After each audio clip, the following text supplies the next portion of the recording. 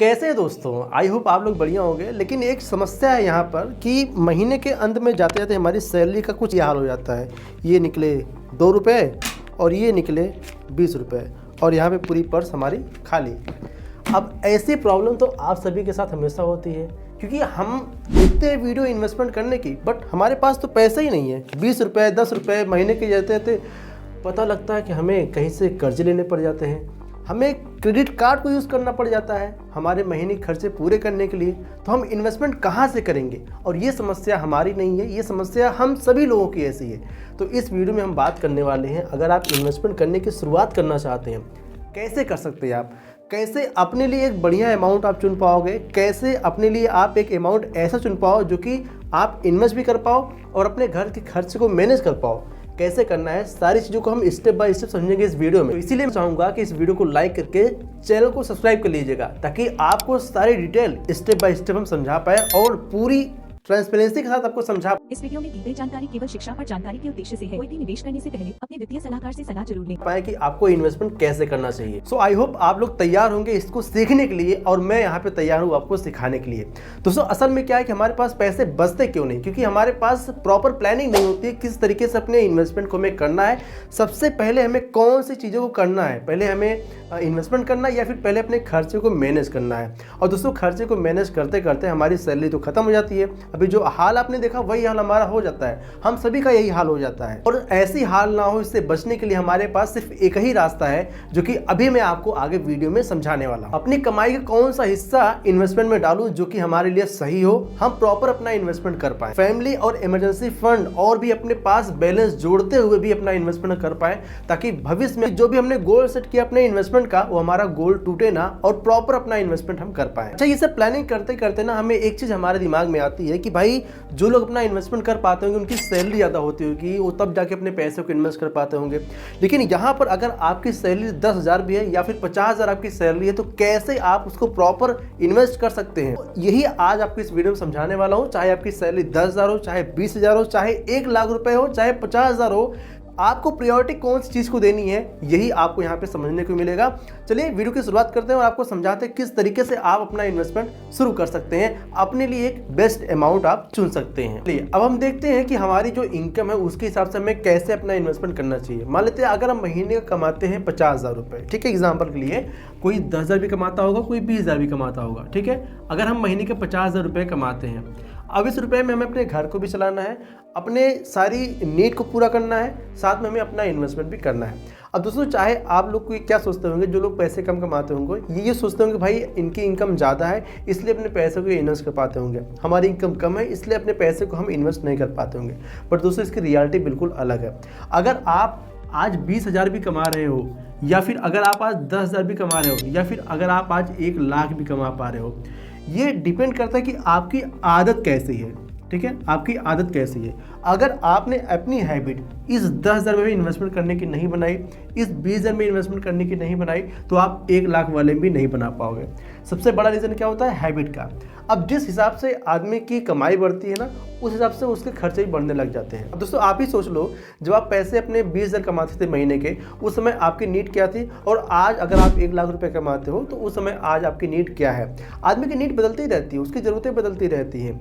अगर कोई 10,000 कमाएगा तो साइकिल पर खुश रह लेगा, अगर कोई 20,000 कमाएगा तो उसको बाइक चाहिए होगी, अगर कोई 50,000 कमाएगा तो कहेगा भाई मुझे 4 व्हीलर चाहिए, मुझे बाइक पे नहीं पसंद है। तो इंसान की सोसाइटी चेंज होती रहती है, उसकी ज़रूरतें बदलती रहती हैं, जिसकी वजह से कभी भी उसकी कमाई पूरी पर्याप्त नहीं हो पाती है उसको इन्वेस्टमेंट करने के लिए। जैसा कभी हमने वीडियो में भी शुरुआत में आपको बताया कि 2 रुपये 20 रुपये ऐसे हमारे जेब से निकल रहे हैं। तो कहने का मेरा मतलब ये है कि हर किसी का महीने के अंत में आते आते यही हाल हो जाता है। दोस्तों उसके पास पैसे बचते ही नहीं है, तो उसका एक ही तरीका है पैसे बचाने का, जो मैं अब आपको यहाँ पे बताने वाला हूँ।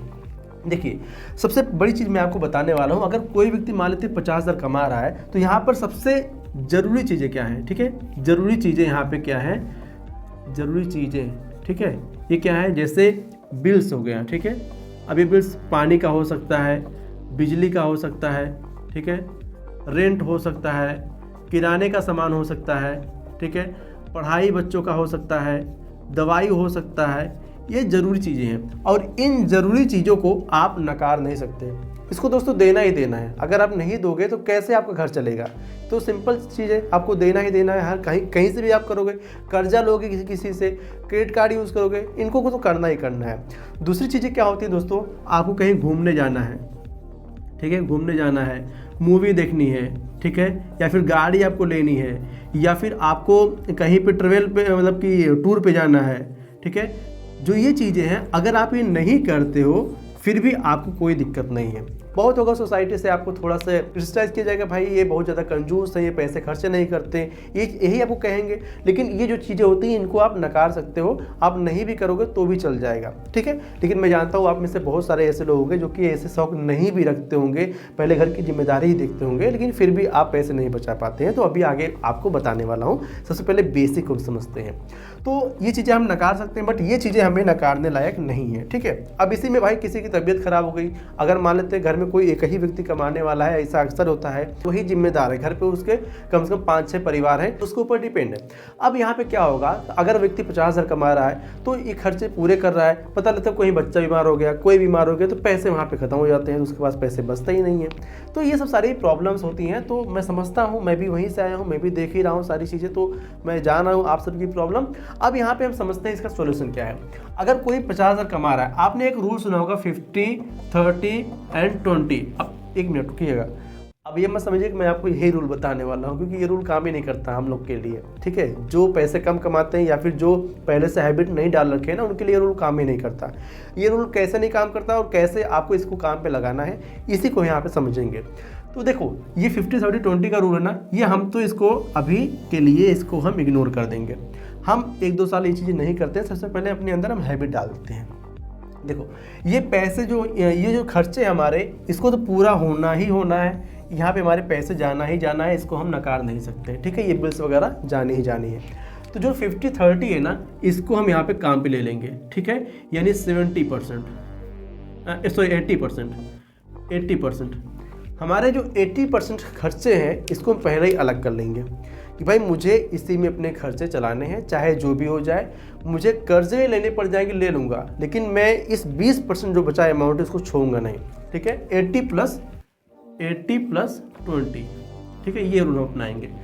80% अपने खर्चे को मैनेज करने में लगाएंगे। अच्छा, मैं आपको ये क्यों कह रहा हूँ, समझिएगा पहले।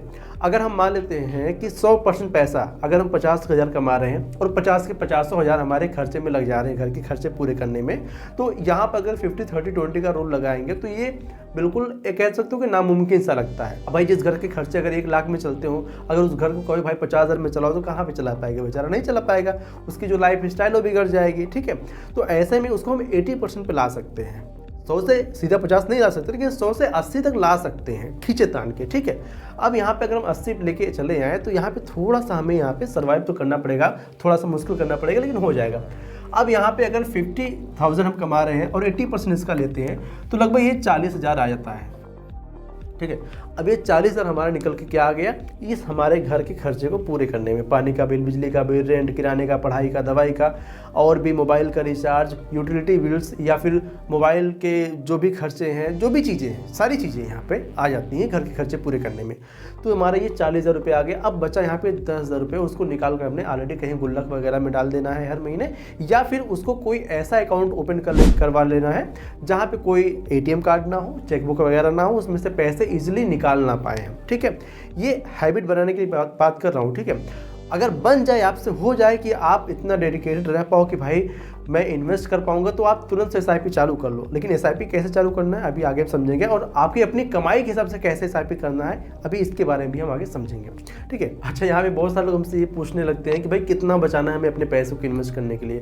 भाई इस तरह से पैसा नहीं बचा पाओगे, जो मैं आपको बताने वाला हूँ उस तरीके से पैसे आप जरूर बचा पाओगे। तो देखो यहाँ पे आप 50,000 कमा रहे हो, ठीक है। आप 50,000 रुपये हर महीने कमा रहे हो, जिसमें से आप यहाँ पे 40,000 रुपये अपने खर्चे के लिए, ठीक है, ये पहले आपने अलग कर लिया।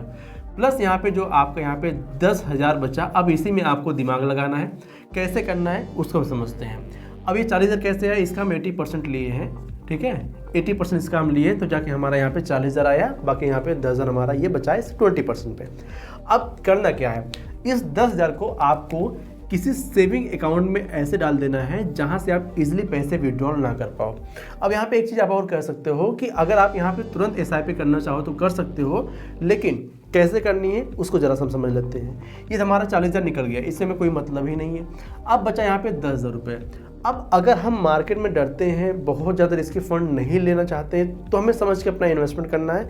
नहीं तो एक चीज़ हमें सबसे पहले करनी है, अब इस 10,000 को हम एज इट इसी तरीके से इन्वेस्ट नहीं कर देंगे SIP में। यहाँ पर सबसे पहले इसको हम तोड़ेंगे। अब इस 10,000 का हमारे पास कम से कम, अभी हमने कोई अपने लिए इमरजेंसी फंड नहीं जोड़ा है, तो इसका हम करेंगे 50%। ठीक है, 50% प्लस यहाँ पे 50%, मतलब यहाँ पे हम करेंगे अपना 5,000 रुपये और यहाँ पर भी लेंगे अपना 5,000 रुपये। ठीक है, ये 5,000 रुपये हमारा कहाँ पे जाएगा? इमरजेंसी फंड में। ठीक है, इमरजेंसी फंड में। ये इमरजेंसी फंड किस लिए होगा? जैसे उस समय के लिए जिस समय हम पैसे नहीं कमा पा रहे हैं। सपोज मान लेते हैं अगर हम 10 दिन या फिर 1 महीने या 2 महीने हम जॉब पे नहीं जा रहे हैं, जिससे अभी कोविड-19 आया था, उसमें जॉब सबकी बंद हो गई थी। तो यहाँ पर अगर ऐसे कोई सिचुएशन आ जाती है या फिर जॉब चले जाते हैं या फिर तबीयत ख़राब हो जाती है या फिर कोई मेडिकल इमरजेंसी आ जाती है, घर में पैसे की ज़रूरत आ जाती है, उस समय के लिए अपने पैसे को हम ये इकट्ठा करेंगे। अब इस पैसे को आप कहोगे भाई इस पर तो कोई हमें रिटर्न नहीं मिलने वाला है, तो आप इसको ऐसा कर सकते हो, इसको यहाँ पर भी आप रिटर्न ले सकते हो, इसको आप RD में इन्वेस्ट कर पाओगे। ठीक है, 5 महीने के लिए, 6 महीने के लिए चाहो तो आप RD में इन्वेस्ट कर दो, नहीं तो सिंपली आप सेविंग अकाउंट में रहने दो, वहाँ पे 2-3% का यहाँ पे मिल जाएगा। इस पैसे का हमारा मकसद ये है कि इसमें पैसे कमाना नहीं है, इस पैसे का मकसद बस ये है कि हमें इमरजेंसी में काम लेना है इससे। ठीक है, अब यहाँ पे बचा हमारा ये 5,000 रुपये। अब इस 5,000 रुपये को ही हमें SIP में इन्वेस्ट करना है। आप देख रहे हो किस तरीके से अपनी आदत हम यहाँ पे डाल रहे हैं। हमने यहाँ पे 50,000 कमाना है, लेकिन हमने यहाँ पे इन्वेस्ट कितना करना है? 5,000 रुपये। क्यों?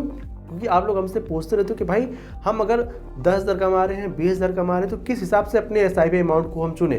देखो, SIP अमाउंट चुनने को तो मैं कह दूँ आपसे कि भाई आप चुन लो ना 20,000 रुपये का SIP अमाउंट। आप 50,000 कमा रहे हो, 20,000 तो इन्वेस्ट कर ही सकते हो। आप कहोगे जी नहीं हो पाएगा, घर के खर्चे हमें चलाने हैं, तो इसीलिए मैं कह रहा हूँ कि आपको यहाँ पे छोटे से छोटे अमाउंट को पहले चुनना है।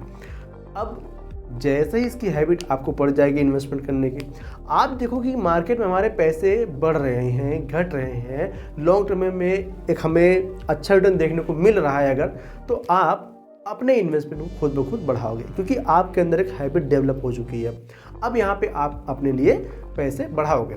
अब यहाँ पे आपको समझने वाली बात क्या है, अगर आप अपना इन्वेस्टमेंट कर रहे हो ना, तो हर साल आपको कुछ न कुछ इंक्रीमेंट आपके इन्वेस्टमेंट में करना चाहिए, काफ़ी ज़्यादा ज़रूरी है। एग्जाम्पल के लिए मैं आपको बताता हूँ, जैसे अगर आप इस साल 2025 में, ठीक है 2025 तो मान लीजिए गया, लेकिन एग्जाम्पल के लिए मान लेते हैं 2025 में अगर आप 5,000 रुपये हर महीने का इन्वेस्टमेंट कर रहे हो, तो ये ज़रूर करो कि भाई 2026 में हम इस 5,000 रुपये में प्लस यहाँ पे 10% का मिनिमम इंक्रीमेंट हम जरूर करें।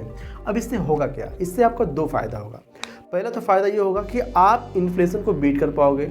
महंगाई जो यहाँ पे 6 से 7% हर साल बढ़ती है, ठीक है 6% 7% जो महंगाई बढ़ती है, इसको आप बीट कर पाओगे, क्योंकि आप उतना पैसा बढ़ा के इन्वेस्ट कर पा रहे हो और उसी के हिसाब से आपकी सैलरी वगैरह भी बढ़ती है और उसी के हिसाब से आपकी इनकम कहीं ना कहीं बढ़ती रहती है। तो आप चाहो तो हर साल यहाँ पे बढ़ा के इन्वेस्टमेंट करो, तो आपके लिए ज़्यादा बेहतर होता है। अच्छा, बहुत सारे लोग हमसे ये पूछेंगे कि भाई हम तो 50,000 नहीं कमा रहे, हम 10,000 या 20,000 कमा रहे हैं, तो सिंपल आपको वही फार्मूला लगाना है। अगर आप यहाँ पे 10,000 या 20,000 कमा रहे हैं, मान लीजिए अगर आप 10,000 रुपये ही महीने कमा रहे हैं, तो इसका 80 + 20 कर दो, ठीक है 80% यानी 8,000 रुपये आप ले जाओ अपने घर के खर्चे पूरे करने के लिए।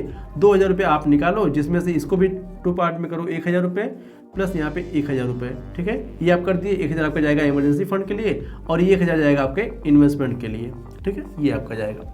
तो इस तरीके से आप कर सकते हो। जो लोग पूछते रहते हैं कि भाई हम कैसे अपने पैसे को इन्वेस्ट करें, हमारे पास पैसे तो बचते ही नहीं है, आप ऐसे कर पाओगे सिंपली, ठीक है। इससे पहले मैंने एक तरीका बताया था कि अगर आप सबसे पहले अपने इन्वेस्टमेंट अमाउंट को ही निकाल लो तो आप कर पाओगे। तो इसमें बहुत सारे लोगों ने फ़ायदा उठाया, किया, लोगों ने अच्छा फ़ायदा उनको मिला, रिस्पांस मिला अच्छा। तो अगर आप इस तरीके से करते हो तो यहाँ पर भी आपको रिस्पांस मिलने की काफ़ी ज़्यादा प्रोबेबिलिटी है कि आप अपने पैसे को उतने ही पैसे में आप अपने घर के खर्चे में मैनेज कर सकते हो। बाकी जो बचा पैसा है आपका सेव होता रहेगा और आप इन्वेस्ट होता रहेगा।